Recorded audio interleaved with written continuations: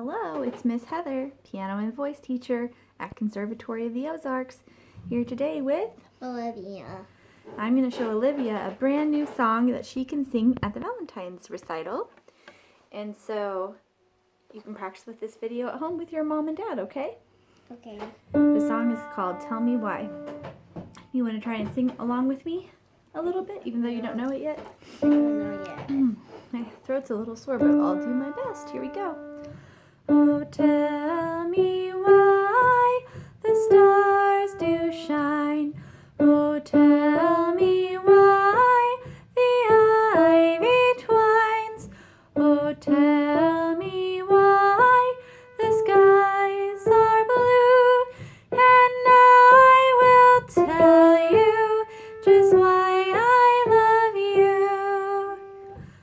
you. Because God made the stars to shine, because God made the ivy twine, because God made the sky so blue, because God made you, that's why I love you. Isn't that a good song for Valentine's Day? Yeah. Because what does it say at the end? I love you. Thumbs up for Valentine's Day. Do you want to push the square? Yeah.